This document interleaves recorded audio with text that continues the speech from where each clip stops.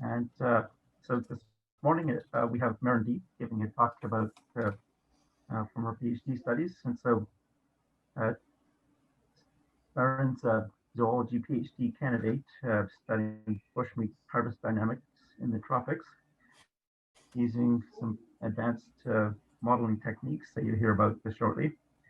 And I first met Mairin when she was a master's student. She took a couple of my courses on Bayesian estimation and decision analysis, and she had me put me on her committee. So I was able to follow what she was doing and see what she was up to. She's doing some really neat stuff. And when it came to her master's exam, Carl Walters was a departmental examiner, and he slept in and showed up late. But then when he went to speak, he said, "This is not a master's thesis. This is more like a PhD in terms of the innovation and quality of work here." And he insisted that Mairin apply for transfer from master's to PhD. So that's how she very quickly became a PhD student. And she's just been a couple of years into it and already has a couple of papers accepted, more than a few papers accepted for publication. So with that, I'll just hand it over to Mairin and look forward to your talk. Great. Thanks, Murdoch. I'm also happy to see that Carl was able to make it today. It's good to see you. Awesome. So before I get started, first of all, let me get my screen sharing going here. Awesome. So before I dive in, I just want to acknowledge that I am working at home, as many of you, and my home is located on the unceded and ancestral territory of several Indigenous peoples, including the Musqueam, Stolo, and Tsleil-Waututh nations. So for my talk today, I'm going to be discussing, as Murdoch mentioned, some of my PhD dissertation work. And the gist of this work is essentially taking a lot of the skills and techniques that have developed in fishery systems and translating them into terrestrial harvest settings, specifically with a focus on bushmeat hunting. So to those of you who are unfamiliar, bushmeat hunting is simply the capture of wild game for the sake of human consumption. And typically this is referring to harvests in tropical settings, so you don't often hear about North American bushmeat hunters, for example. And this is typically the practice of going out into dense forests with snares, guns, or other weapons and capturing food for the sake of subsistence. And normally in North America, up until recently, we haven't had to think too much about bushmeat. But lately, it's been on a lot of people's minds. So as many of you may know, the recent COVID-19 pandemic is a zoonotic disease. So it transferred from an animal population to humans through either a bat or a pangolin vector. I think it's still unclear at this point. But given the tight coupling between the risk of zoonotic disease and the consumption of wild animals, as a result of COVID, many new advertising campaigns are coming out encouraging tropical dwelling peoples to stop consuming wild animals. This image on the right is actually my favorite advertisement that I've come across. It's a pamphlet from Indonesia, which essentially educates people on the fact that coronavirus came from a wild animal vector, and it encourages people to consider switching away from wild meat. If any of you are following with the recent bushmeat political situation, you may have heard that these types of advertising campaigns aren't working, however. I think one reason could be that it's probably a bad idea to portray your target audience as a caveman eating a big hunk of meat, but there are a number of other reasons why it's simply ineffective and inappropriate to tell people to stop eating wild game. In fact, in response to many of these advertising campaigns, the Food and Agriculture Organization of the UN recently came out with 4 policy principles that should guide decision makers when addressing COVID-19 and the risk of zoonotic disease. In this report published in October, they prescribed 4 principles to help decision makers. I'm only going to focus on 2 of them. The first one being that policymakers need to recognize the importance of the use of wildlife for many communities, especially Indigenous people, and recognizing that bushmeat is important for many individuals. That means that it also has to be regulated in a way that is safe, sustainable, and legal. So just how important is bushmeat? Well, in a recent study of a random survey of nearly 8,000 selected rural households across tropical nations, it was found that over 39% participate in bushmeat hunting directly. So a very large number of households within rural communities actively participate in the harvest of wild game. And within those households, Almost the entirety of the value obtained from wild meat comes from actual consumption, not for sale. So 87% of the value was not as a result of basically marketing and selling the meat, but direct consumption. Oh, pardon me. I accidentally jumped to my last slide. Okay, there we go. So knowing that hundreds of millions of people rely on protein and micronutrients from wild meat, how difficult would it be for these people to replace wild meat with alternatives? So just to put sort of the magnitude of the bushmeat hunting world into perspective, in just the Congo and Amazon basins alone, nearly 6 million tons of wild meat are harvested every year. And to put that in perspective, that's about 4 times Canada's annual beef production. So it's a significant amount of meat coming from these regions. And as you can probably imagine, consumption of bushmeat is also highly tied with poverty, and those living in rural areas typically lack domesticated alternatives that we're used to eating here in North America. But of course, this is a fisheries seminar, so what about fish? For one thing, the amount of meat per person is quite high, so up to 60 kilograms of meat is consumed per person per year in bushmeat systems. And if that were to be replaced with wild fish, there would be subsequent overfishing and unsustainability. In a study done in 2004, it was found that communities that consume bushmeat adjacent to coastlines, there is a tight relationship between bushmeat availability and the sustainability of fishing, such that when one protein source increases, the other decreases, and this is likely a result of unsustainable hunting of one or the other. So it's not simply enough to say that these people should be eating other sources of food. So now that we know the importance of bushmeat, how do we assess sustainability and how do we manage for sustainability to ensure that this vital source of food isn't taken away from otherwise vulnerable populations? So this might be disappointing to many of you, but bushmeat world is relatively far behind, largely due to massive and systemic data deficiencies. So at the present moment, the most typical form of assessment for sustainability is a measure of productivity relative to offtake of game. And this is typically based on simple species metrics like carrying capacity and intrinsic rate of growth. So Rmax there. Typically this requires basically generalized parameters per the species, and very rarely is it actually measured with respect to the population being harvested. However, in many cases, even those data aren't available for harvested species, and so researchers will look at trends in harvested species composition over time. So looking at the relative abundance of various species in markets, for example, or they'll make comparisons between hunted and unhunted sites.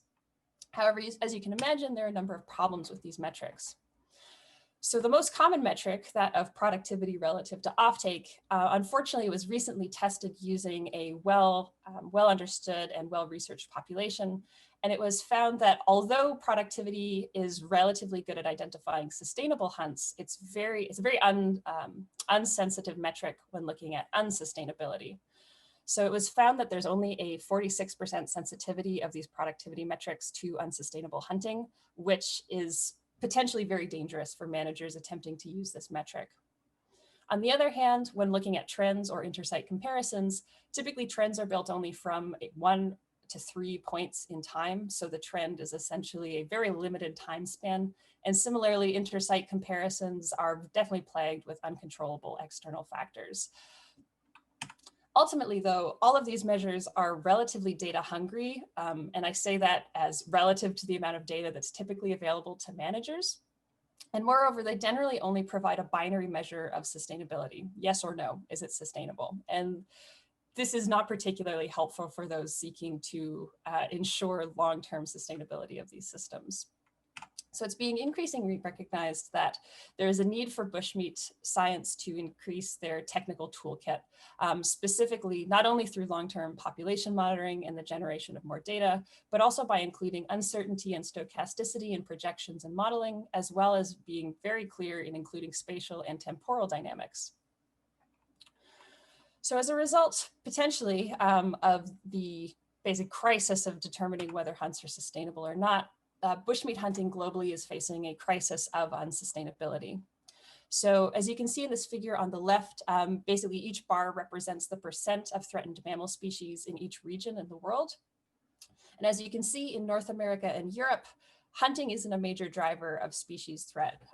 Rather, when we look in more tropical regions, we see increasing proportions of species, mammal species directly, where that threat is coming directly from human exploitation. And as a consequence of the loss of mammals from hunting, what's often seen is this phenomenon called defaunation. And defaunation may sound quite similar to those of you working in large unsustained fisheries. It's essentially the loss of large-bodied species in otherwise intact forests.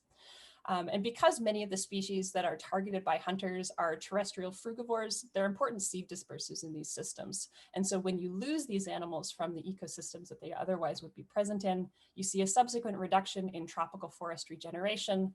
And ultimately, this could have very serious repercussions on global carbon sequestration in tropical forests. So obviously, this is a very difficult challenge for people to deal with. But for now, let's zoom in past the global scale, looking just at Southeast Asia, where my work is focused. So Southeast Asia is a particular challenge because not only is a relatively large proportion of mammals threatened directly as a result of hunting compared to other regions, but also there's a dearth of scientific information. So as you can see, in Southeast Asia, relatively few articles have been published on threatened species, and there's very little information about either bushmeat hunting management or how effective this management has been. So in this part of the world especially, there's a pressing need for effective management coupled with a high degree of scientific uncertainty. So it's a very interesting challenge. So just to zoom in a little further, my work specifically looks at the Malaysian states on the island of Borneo. There are two states here. Sabah is the northern state and Sarawak in the south. And just to give you a sense of what management looks like at the moment, Malaysia manages hunts by a system of species quotas and licenses. So essentially they determine how many of each species can be harvested, and hunters have to obtain licenses before they can legally capture game. At the same time, they also have a system of totally protected areas and totally protected species that are supposed to be buffered from hunting pressure.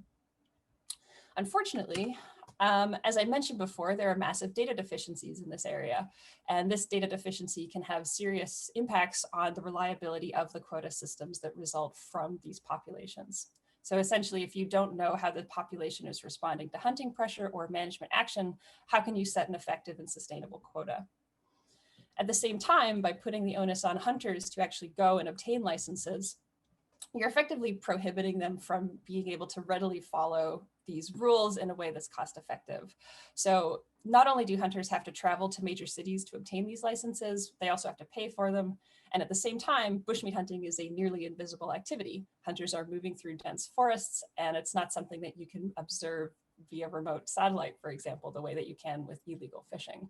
So ultimately, there's a very low risk of prosecution if hunters don't go and follow the quota system. At the same time, when looking at protections, while there are many protected areas that do seem to satisfy the requirement for biological conservation, many of them do not. For example, in one protected area with low enforcement, it was seen that there were losses of 90% of totally protected species within a totally protected area. So obviously, this seems to suffer from a paper park problem. So given these failures, some conservation and management groups are suggesting an alternative to management called Tegal Hutan. And I'll just go into a little bit more about what that looks like here.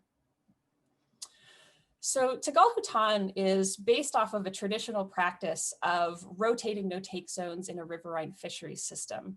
And essentially it's a system where various parts of the river are periodically opened and closed to fishing to help encourage the reproduction of large sedentary fish species. So some of the key features of a hypothetical Tegal Hutan system, which is Tegal of the forest, would be that it would be a community-led spatial and temporal system of no-take zones to help manage not only bushmeat hunting, but also other forestry products like wild plants. And central to this system is that it is community governed from the bottom up, and that it reflects customary land rights, respects basically tenure and intergenerational claims to land, and is also based on a traditional indigenous Landaya practice of management. However, currently there are no implementations of Tegal Hutan, at least none that I've heard about that have been researched, other than those that perhaps might be lingering from pre-colonial times. And so there's really no idea at this point about how effective this potential system could be. So broadly speaking, there have been no deliberate studies of protected areas being implemented for the sake of bushmeat harvests. So there are a few examples of a no-take zone in a terrestrial setting for the sake of bushmeat. However, in the few cases where reserve adjacent hunts have been studied, there's evidence that no-take zones may improve the sustainability of adjacent hunts, even when there are strong incentives to basically break the rules, even when there's poor monitoring and strong economic incentives to basically sell meat capture meat at unsustainable rates for the sake of sale. So there's some promise there, but there's a great deal of uncertainty as well, simply because it's not researched or implemented at this point. However, you may be wondering why I'm in a fisheries talk, and here you have it. Although terrestrial systems have not been explicitly tested with this no-take zone system, marine protected areas have been rigorously studied in a way that I'm deeply jealous of. And so there are some features of marine protected areas that have many encouraged that a Tagal Hutan type system on land would actually be beneficial. So I'm going to do a very quick refresher here for many of you. The basic premise of an MPA fishery system is that within the marine protected area, fish populations are allowed to grow to a large density, and then they export either juveniles through the form of larval export or adults through the form of home range movements to areas outside the MPA where they can be harvested. And in some small-scale fisheries, especially when the reserve systems are well designed, fishers can experience greater catch per unit effort, spatial insurance, and greater economic and biological sustainability. The important caveat here is that these benefits are relative to conventional management that was in place beforehand. And so in many of these small-scale fisheries, there was apparent failure of a top-down approach to management. And so the MPA is only really effective when effective management is otherwise lacking. However, all of these benefits are not only pardon me, not only compared to conventional management, but it's also highly contingent on the reserves themselves. So the reserve size and quality can have a massive impact on the efficacy of fishery benefits.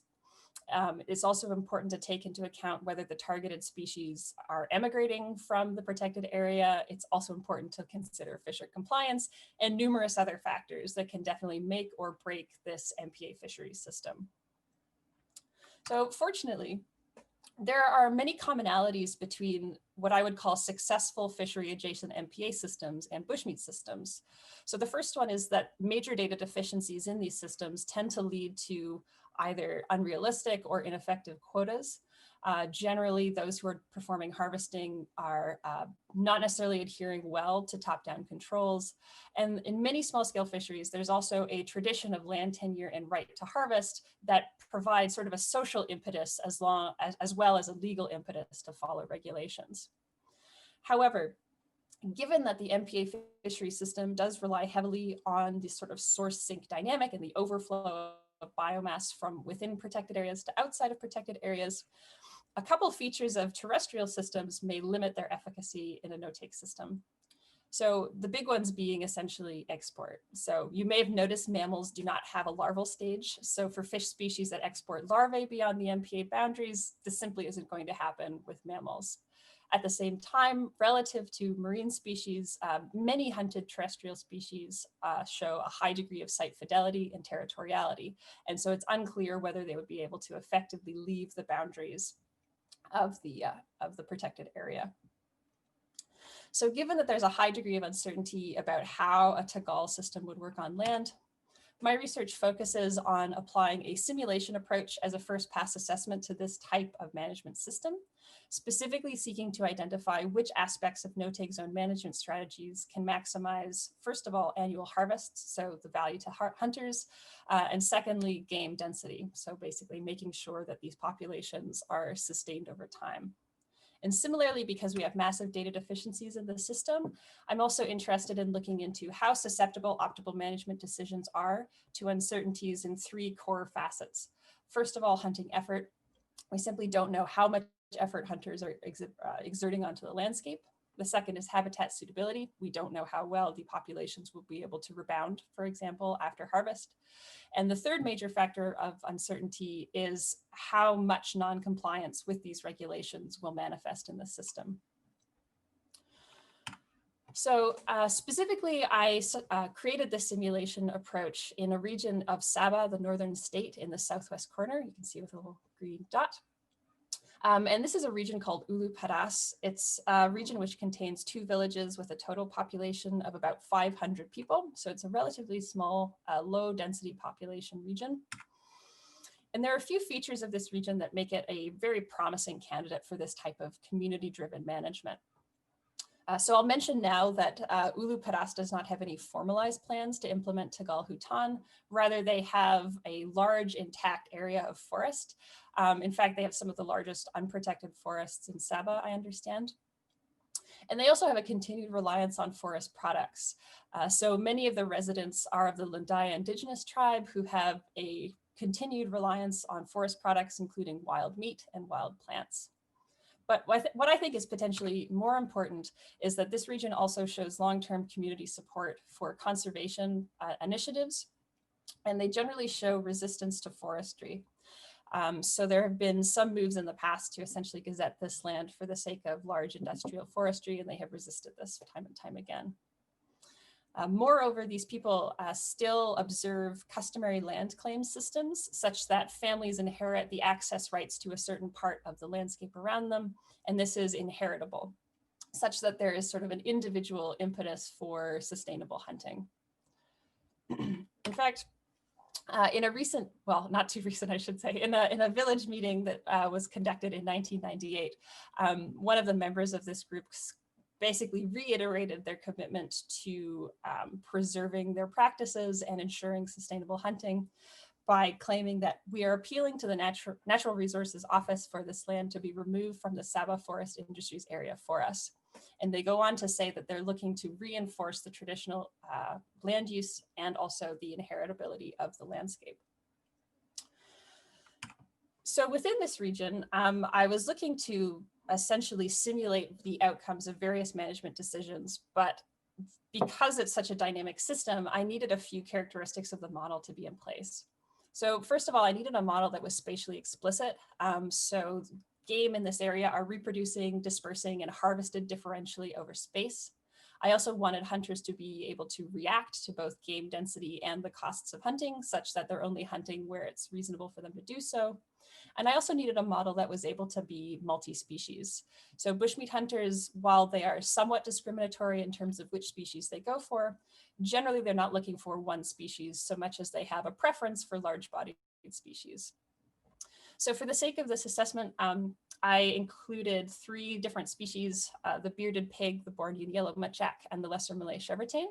And of the 3, the bearded pig is definitely the prize species. It is the largest, it's the most fecund, and it's also the one that exhibits the highest home range movements.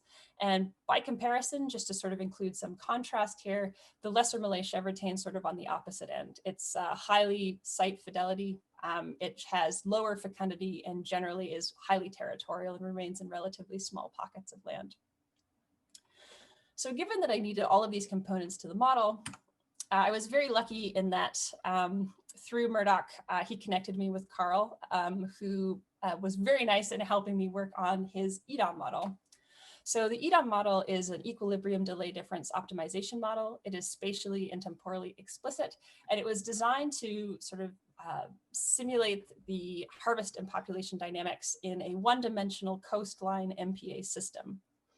So the first thing that I did was essentially just turn this into a 2-dimensional representation because we're not dealing with a coastline, but rather a continuous landscape.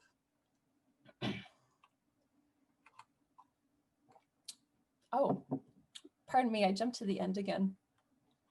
My end key is very close to, there we are. All right, so to initialize the model, first I created essentially a random initial adult population density in each cell of my simulated area. And this was simply by sampling from a Poisson distribution with a mean of the carrying capacity and then dividing by 2. So the initialization is essentially just starting off at half of potential capacity.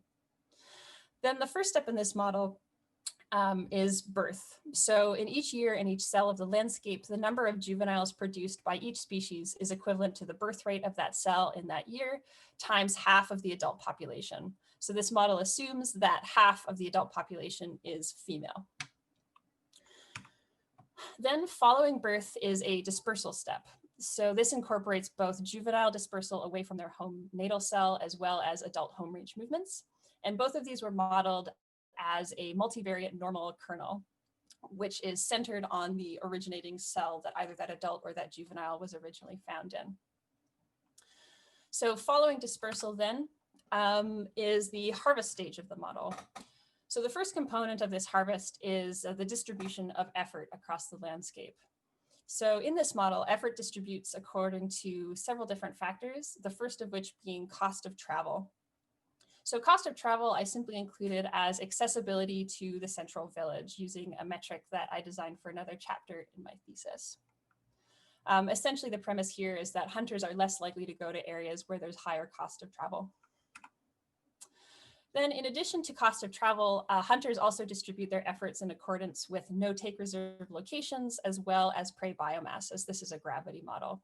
So just to sort of show you a graphical representation of this, in the middle is a hypothetical reserve system where there is one reserve block, which is periodically opening and closing over time. So you can see it's a rotating system. And on the right is my graphic of the effort that distributes according to this reserve system. So as you can see over time, game density builds up within each reserve. And then as soon as that reserve is rotated and opens to hunting effort, there is an influx as they are attracted to that high density. But over time, the effort redistributes according to accessibility and the rest of the game density. So now that effort distribution has been determined cell by cell, because this is a multi-species model, I also wanted to have differential harvest effort for each species. So as I mentioned, bearded pig are especially prized. They also happen to be the heaviest of these three species. And so each species then in this model experiences hunting effort in proportion to its relative biomass within each cell. Then converting that effort into mortality, simply put, hunters exhibit type 2 harvest functions such that there is a half-hour handling time where they're dressing the game in the field, but there is no upper saturation as you would see in a type 3 model. And I won't go into too much detail here, but the conversion of effort into mortality, I created a hunter movement model based on basically particulate basically it's a moving searcher through a field of particles, yeah, I'm not going to go too much into it. If you want me to go into it, ask me about it afterwards. But essentially, it's models all the way down. So to jump now to the final step of this model, the juvenile population then recruits into the adult population. So up until this point, juveniles and adults have been treated separately in the model. And very simply put, the number of juveniles that recruit to each cell in following their dispersal is dictated by the number of surviving adults from harvest and natural mortality, as well as the carrying capacity of each cell, such that essentially juveniles can only recruit when there's space for them in the environment. So that's the description of the EDOM model. And now to just sort of put it in a broader perspective, this model was the core of what I'm going to call an MSE-like simulation, where into the model you feed multiple alternative management decisions, multiple iterations and axes of stochasticity and uncertainty. And out of the model, you calculate some measure of utility. So the management decisions that I assessed in this protocol was, first of all, how many no-take reserves are being placed in this system? So around Ulu Padas, as I mentioned, there's no formalized plans to create Tegal Hutan, so they haven't gazetted any areas for a potential no-take zone.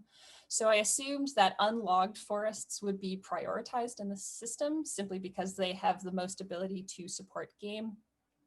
And so I created 4 hypothetical reserve blocks shown here on the right with the yellow, orange, blue, and green regions of the map.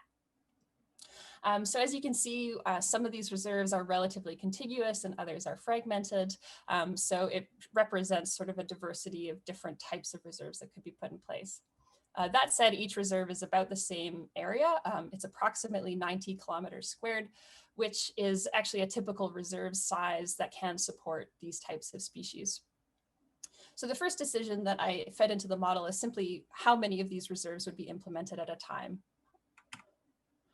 Following this, as I mentioned, traditional Tagal is a rotational system where no-take zones are alternatively opened and closed. So the next decision that I fed into this system was whether these reserves are fixed through time, such that it's only one system that is not rotated, or whether they do periodically open and close. And then if they do open and close, I also assessed the impacts of the frequency of closures. So is it annual, is it every 5 years, or is it every 10 years? So the decision set is relatively limited. However, uncertainty is a pretty massive issue in this system. So I incorporated both parameter and structural uncertainty in the model. First of all, the first major uncertainty is juvenile dispersal. So it's not totally clear whether juveniles of these species disperse in the first year, as I mentioned in the model. So I included situations where both juveniles move one home range radius away from their natal cell, or if they don't move at all. I was also interested in the relationship between habitat suitability and its influence on various population parameters for these species. So because there's no on-the-ground population data for these species in Ulu Padas, I took parameters for their life history traits from a brief literature review. Unfortunately, as you can imagine, this represented a diversity of habitats and various responses of species to the environments. So within the model, I incorporated a relationship between habitat suitability with the three major life history traits I consider: birth rate, natural mortality rate, and carrying capacity of each cell in my simulated region. So these various parameters were treated as randomized time series blocks, such that the mean of the probability distribution that I used for each of these parameters was influenced by my assumption about habitat suitability. So I considered both high quality and poor quality environments and their influence on these life history parameters. So with each of these randomized time series blocks, then I fed each randomized time series into each decision in sort of a stochastic block model. So the additional axis of uncertainty that I wanted to include here is simply how hunters actually respond to game across the landscape.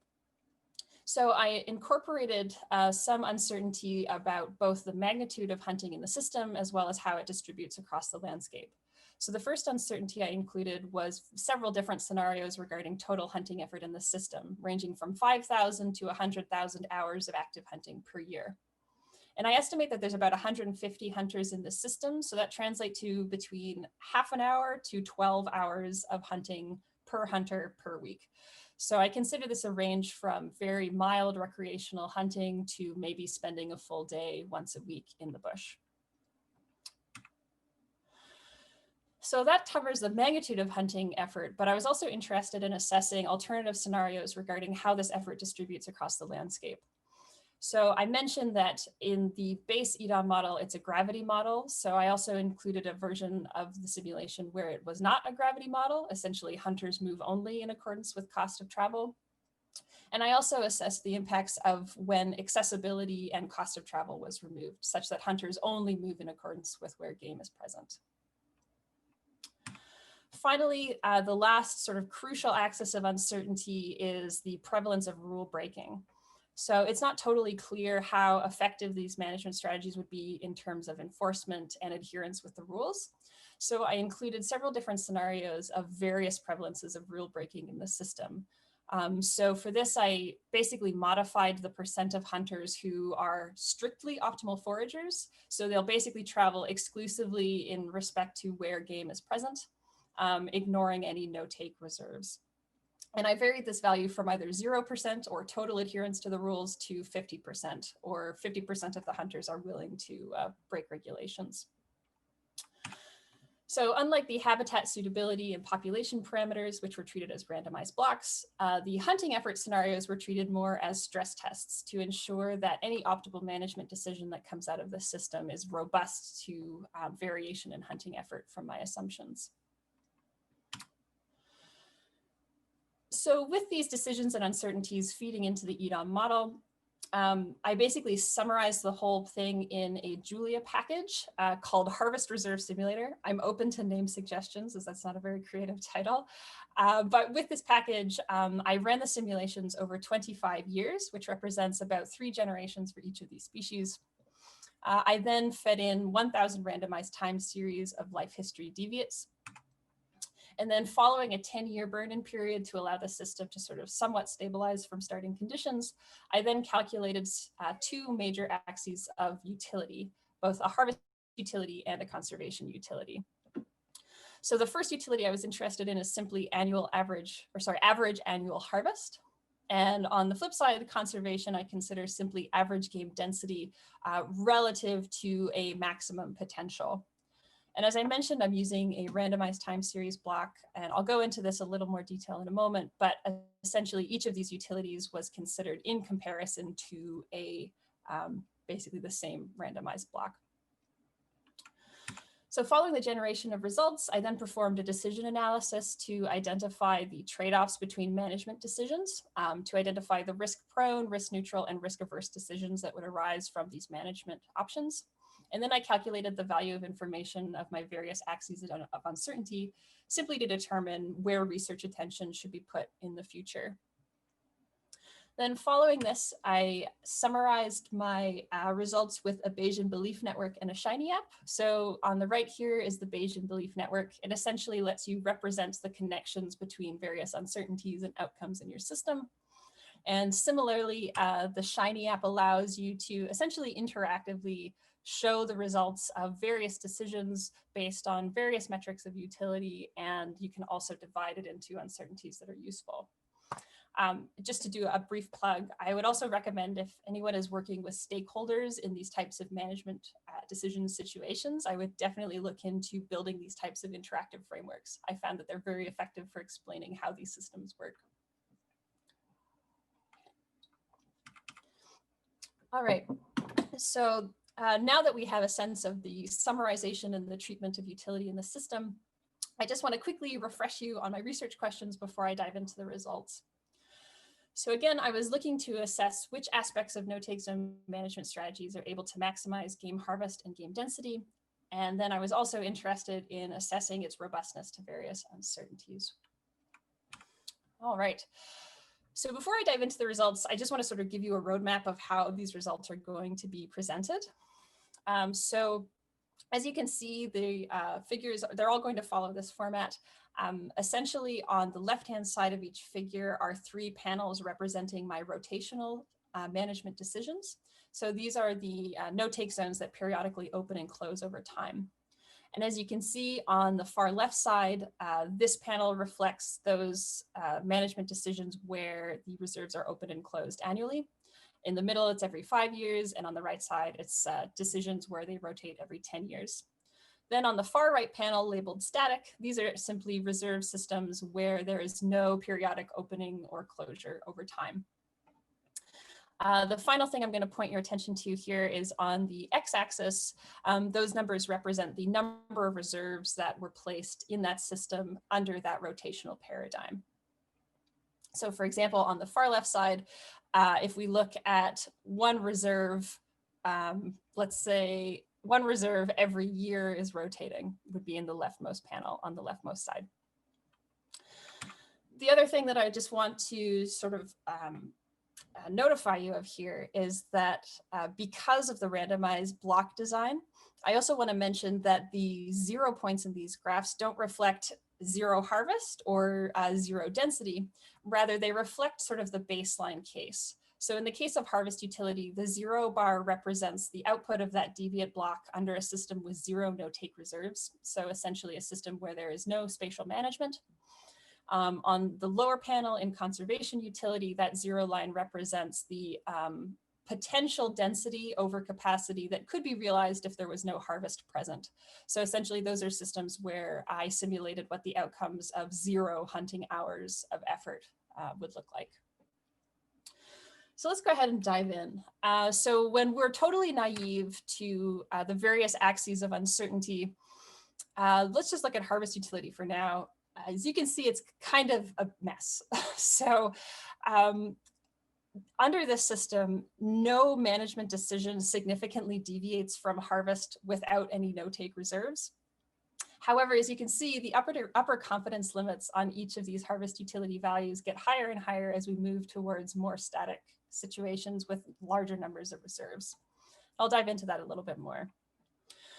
But considering just the naive results here, I just want to chime in and let you know that really the results kind of come out once you look at the influence of uncertainty. But before I dive in, I just want to mention that with the expected value of perfect information analysis, I found that generally the optimal decisions were insensitive to assumptions about effort distribution. So basically the influence of gravity and cost of travel via accessibility weren't very important for the system. However, hunting hours did prove to be the only facet of uncertainty that had any influence on the optimal decision. And I found that hunting hours, in spite of it being the only one that had any value of information, it was still relatively low at only 4.5% of expected harvest. Meanwhile, uncertainty around cheating proportion and habitat quality proved unimportant for the sake of making a final decision. So what I'm going to do now is basically take those results and split them into two axes of uncertainty that I find are quite informative. The first axis of uncertainty I'm going to split this into is hunting hours. So as you move left to right, we move from scenarios with low to high hunting hours. And I also split it down such that on the y-axis, we're basically looking at different scenarios regarding cheating proportions. So what proportion of the hunters are willing to break the rules? So let's start by just looking at low effort scenarios. So in my simulations, I found that low effort scenarios under the implementation of no-take zones, there was either a neutral or negative impact on expected harvests. So when hunting hours are limited to 5,000 hours per year, no-take zones are effectively useless and could even potentially be somewhat detrimental, although insignificantly. And this is especially obvious if you look in the lowermost panel here on the left with the highest proportion of cheating, up to 50% of hunters. So as you can see, as we implement larger numbers of static reserves, you start to see essentially a decline in potential expected harvests with increased cheating, which is very interesting. However, we shift now to look at the high effort scenarios. The potential benefits of no-take reserves becomes much more obvious. So under high effort scenarios, static no-take zones especially proved to have some tangible benefit on expected harvest. And by comparison, there was relatively little benefit of rotating systems. I mentioned this specifically because I did mention that the sort of export problem is potentially quite difficult to deal with in terrestrial settings. And so it was believed that rotational systems would allow you to have higher harvests due to the fact that these mammals aren't moving as much as, say, they would in a fishery system. So it's quite interesting then that the static reserves prove to be potentially more beneficial to harvests than rotating systems. But as you can see, there's still a fair bit of uncertainty and variability here. One thing I will mention, though, is that although the optimal decision here is to implement 4 non-rotating reserves, the actual outcomes of harvesting prove to be pretty vulnerable to cheating. So as you can see, as you move down these panels, there's a significant reduction in the expected catch once there's a relatively high proportion of cheating in the system. So it's quite vulnerable to lack of adherence. So in this case, then, the optimal strategy under the risk neutral and prone decision paradigms is to create 4 static reserves, with the optimal risk averse strategy to be either 1 rotating reserve or no reserves at all. And that's simply because in that low effort scenario, you see decreasing returns. So the risk averse decision, ironically, is to implement fewer reserves. So that's enough of the harvest outcomes. I want to touch briefly now on game density as my conservation utility.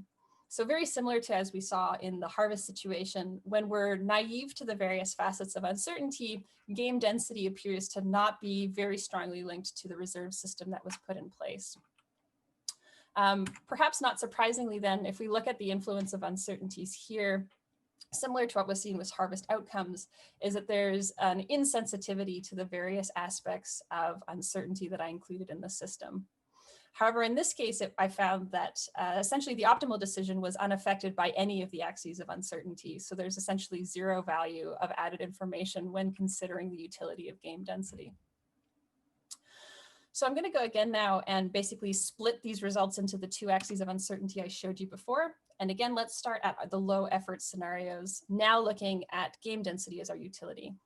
So similarly, under low effort scenarios, no take zones have limited to minimal impact on realized game density relative to the potential that could be reached in that system.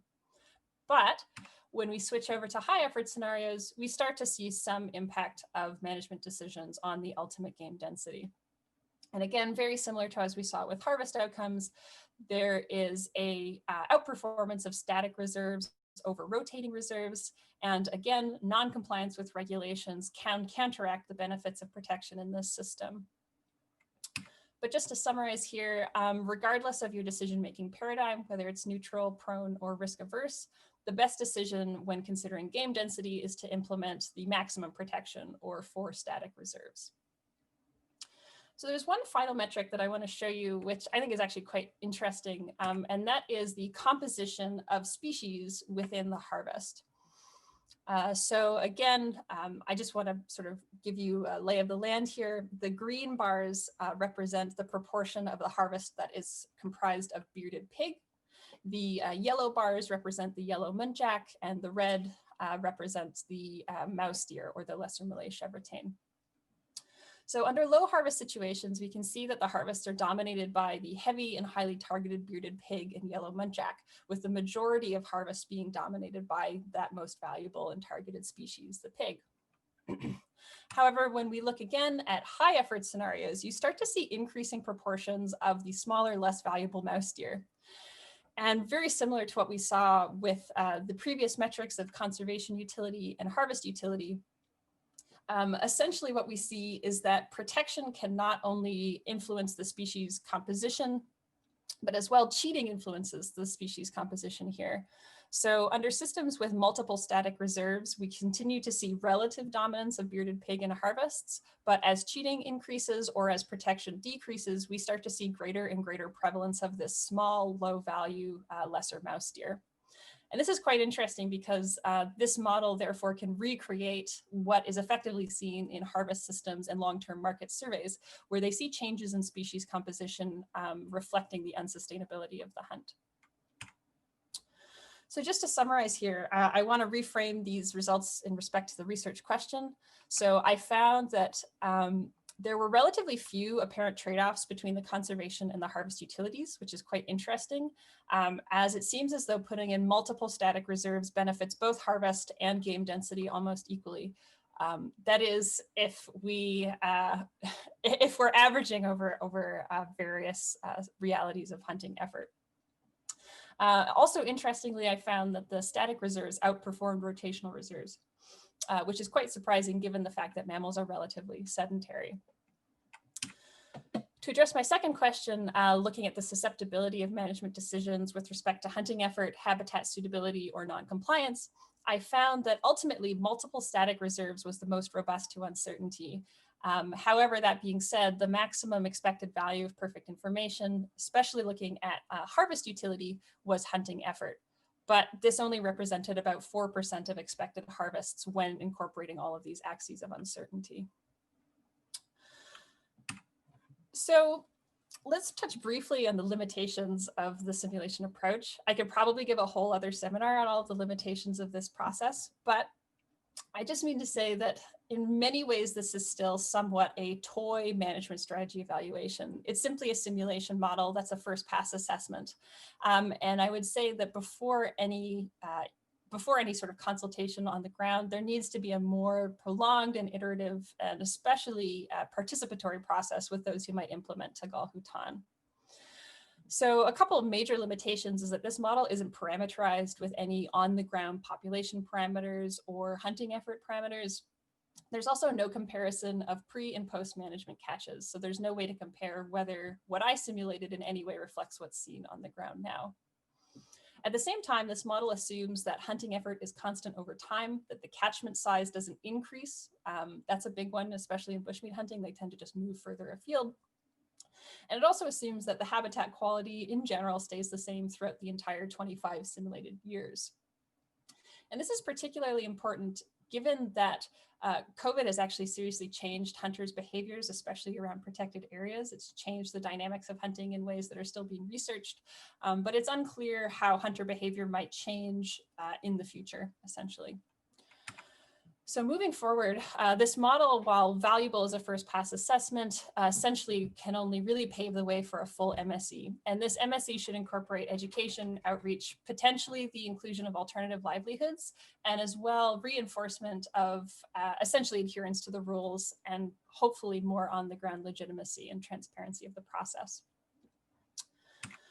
So just to summarize, a few major implications of this work is, first of all, simulation can be a very valuable first pass assessment. And I think this is especially the case in data deficient systems, where the alternative is simply trying something and waiting for it to either fail or succeed.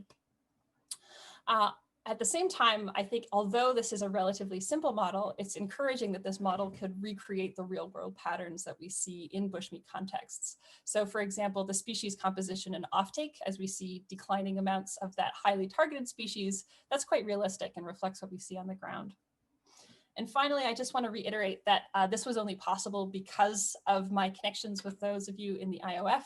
And I just want to say that the value of knowledge transfer across disciplines is fantastic. And I wouldn't do this work if I didn't have the help of a bunch of you statistical whizzes. So thanks very much. And with that, I just want to say thanks to my supervisors, Mary O'Connor and Jeb Brody, as well as my committee members, Murdoch McAllister and Mike Meitner, and especially a big thanks to Dr. Carl Walters for helping me with my EDON model development. And that's my talk. I'd be happy to take questions if there are any.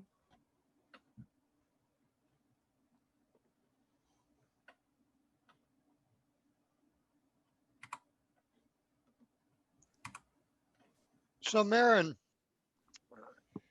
there's one weird, well, your basic results are the same thing we get from all the MPA models, is that only when you're going to over harvest absent regulation does it improve things. Otherwise it just screws everybody, right? So that's Right. bottom line. But one of the assumptions you're making here is interesting. I just look at the species you have, two of those actually, the pig and the deer, look like they might be successional species. That is, they may forage in disturbed areas and successional areas on successional vegetation. Have you tried any explorations where there's either SVED and agriculture cutting holes in the old forest, creating habitat for those successional creatures, or allowing a certain amount of harvesting? See, in BC, couple of our most valuable game animals, like moose, are completely dependent on successional plant species. Yeah, it's a really good point. And it's something that I've definitely been considering. It's mostly the parameterization that's an issue. It's actually really interesting you mention it. So I have a collaborator who I'm working with who studies just bearded pigs. And bearded pigs are a really interesting case because in some cases they can actually benefit from not even just swidden agriculture. And I say this with a big caveat that there are a lot of problems with it, but palm oil, they actually seem to do, they seem to be able to, I know, and I mean, I love the bearded pigs for it, but it seems as though they can reach incredibly high abundances by transiently moving to and from palm oil plantations. In fact, that's somewhat integrated in with the parameterization of the model for bearded pigs under the high quality environments. Those parameters came from pigs in a mixed use habitat that included palm oil. So it's certainly something that I'm interested in exploring. Unfortunately, the parameterization of it is really going to be the kicker. So the one thing I am interested in is potentially changing habitat quality over time to either make it sort of more amenable to some species than others. But again, sort of without the on the ground research to back it up, I'm still just sort of throwing more guesses into my model. But you are right that in some ways, especially the bearded pig is very generalistic and can even take advantage of succession, if you want to call palm oil a successional phase. Mairin, Oliver Murray has a question in the chat. Maybe Oliver would like to speak up, or you could just read out his question.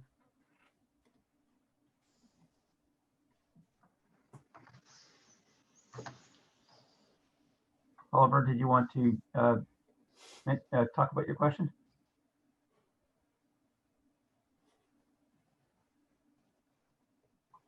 Maybe just read it out. I'll read it out here. Sure. So Oliver asks, were the rotating harvest zones random or based on a survey to identify areas that would benefit from reduced harvest and those that could sustain increased harvest?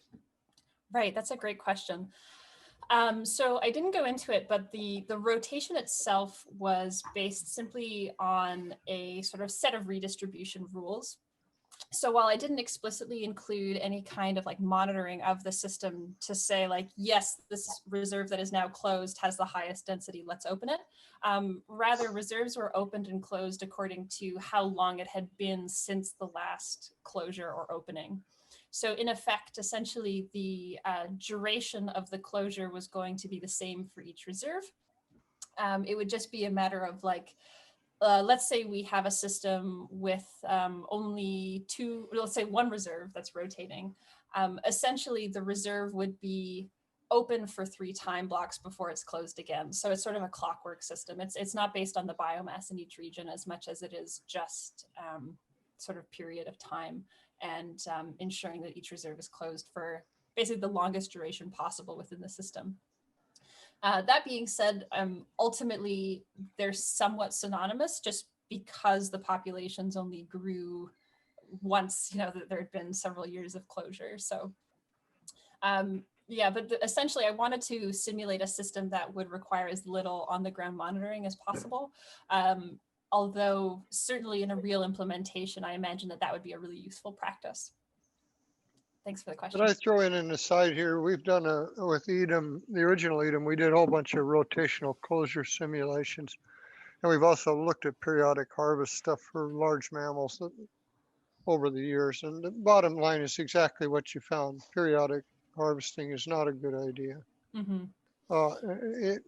It only originated in fisheries work and it can be optimal conditions where there's growth overfishing. Where the fishery inevitably takes smaller animals than the best sizes for harvest. Mm-hmm. It's kind of disappointing because it seems intuitive, like a really good idea, but it isn't.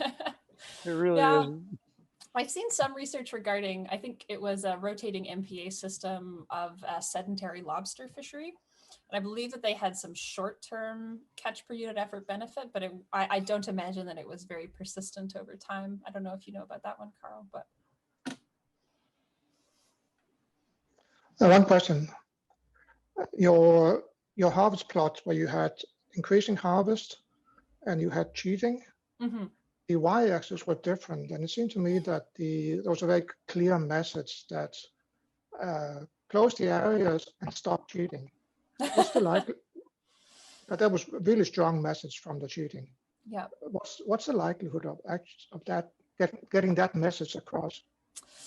It's a great question. So, I mean, really, in many cases, the $1 million question is how do you reinforce the fact that cheating is so detrimental to the overall harvest outcomes?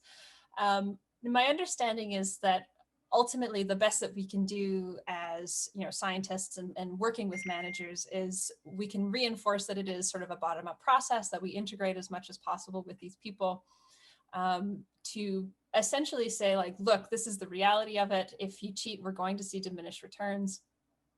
However, I would also argue that simply by having that sort of institutional buy-in on the ground or community buy-in on the ground, I would imagine that that's really all that you can do and reinforce it, show these plots, right, demonstrate the fact that the cheating is certainly undermining potential benefits. But if anyone has any ideas on how else to do it other than just reiterating and saying, these are the results, so take them as you will, but I'm open to suggestions. But it's a good question. The social side of all of these harvest systems is really the trick, I think. Well, it was nice to see some surprising and clear findings. Yeah. So, Mairin, just a couple of questions and follow up.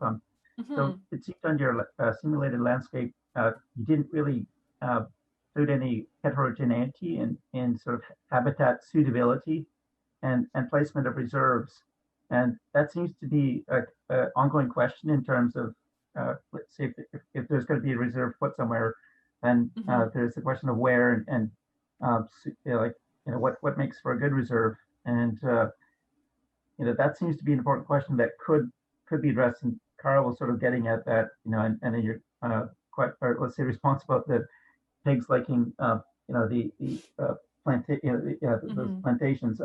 But it would seem to be like important to perhaps like consider this idea of habitat suitability by species, and it must be different by species. And if you looked at actual landscapes, uh, and let's say you had these gravity ideas, but there must be some knowledge about what's best for each of those species, and it may not be the same. And Mm. so, like on a landscape, sort of, if you had actually a landscape where you had some good understanding of what habitats are more suitable, is there much heterogeneity in that? Um, you could superimpose, like, what if you had random placement of your reserves versus active attempt to optimize, say, where those reserves are placed, and then you could compare like random versus optimally placed reserves to see Mm. what's the value of in terms of let's say yield a bush meat by species, and also animal density and so on. So that's one question. The other one is very well that in MSc we try to find out what are the objectives of stakeholders, and Mm-hmm. here you just pick sort of very common what's in Right. the literature, performance metrics, but and you mentioned earlier on that okay, one uses in households, and the other one is in terms of sale, like the sale of bushmeat in terms of maximization of profit. Mm-hmm. So if you're to try to think about, okay, stakeholders and uses of and there's also conservation value, like there's the Right. ecologist who wants to maximize species diversity, and there are common indices for that. So if you're to actually think and try to let's say, before doing any surveys, try to address objectives, what could they be different from what you have here, or would you actually say, no, these are exactly what you have to look at, and you can interpret all you need from looking at these things? I certainly don't think it's the be all and end all. Yeah, I think one thing I will mention is that in this system, my understanding is that there isn't a strong market incentive. However, there are logging camps nearby, so that could potentially be a source of revenue for the hunters in these villages. But I would say certainly economic value would be a major one. I would say the one issue there is that projecting that over the 25 years might be difficult, but certainly the economic returns versus subsistence returns would be quite valuable. One metric that I have considered as well is that it's very easy to just sort of look at the amount of harvested meat as being important, but I reckon that each species is also going to have potentially differential nutritional benefits. So for example, bearded pigs are a fattier species. And so if we're just looking at subsistence, we may also want to look at, say, caloric density of the various species as well. So certainly there are lots of different things that you could say. I would say, yeah, certainly if it is a subsistence context, which I think would probably result in greater efficacy of management simply because there's a direct need for food, certainly sort of macronutritional profiles would be incorporated as well. I'd also add that one factor that I didn't include in my presentation that I'm also looking at is the variability of these metrics as well, because obviously that's quite important to hunters, is that they want to have stability in harvest. But certainly there are far more objectives that could be included. For the sake of just the first pass assessment, though, I do imagine that they would be relatively closely linked to the conservation and harvest utilities that I calculated here. But certainly without having talked to people on the ground, without doing that sort of survey, I can't say confidently what would be their objectives for this system. So I think that addresses your second question. With regard to the first question, I would say in terms of actual implementation of this system, I would say it's highly unlikely that it would be implemented in a randomized way. So rather than necessarily looking at randomized reserve placement, I think a better first step would be to identify sort of the traditional land use areas that belong to different families and treat those as reserves. So you could, for example, say, identify what sort of pre-existing catchments exist, what pre-existing reserve potentials exist, and then move from there to say, like, how do those compare to, for example, a system where we're only protecting the primary forest, as is in this case. So one thing that I'll also add is that while certainly it's possible that there would be land use changes over time, part of Tagal Hutan as an overall process is it's not just the management of bushmeat hunting, it's also the management of all forest extraction.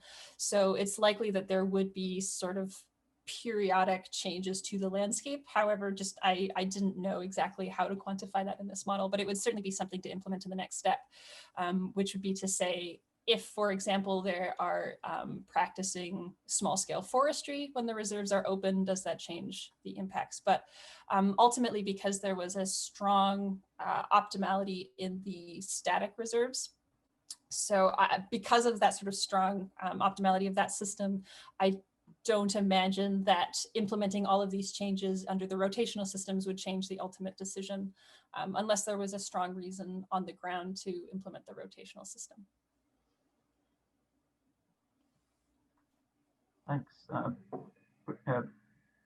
Oliver had one additional question, and I know it's getting late in the morning, so we'll just consider this last question. Oliver says it has a lot of background noise, so I'll read it out, unless you want to read it out yourself. But yeah, I figured out how to open up the chat, so okay. Good for me. Yeah, so Oliver says, any best principles or guidelines for creating Bayesian decision networks and analysis tools for the purpose of communicating with stakeholders?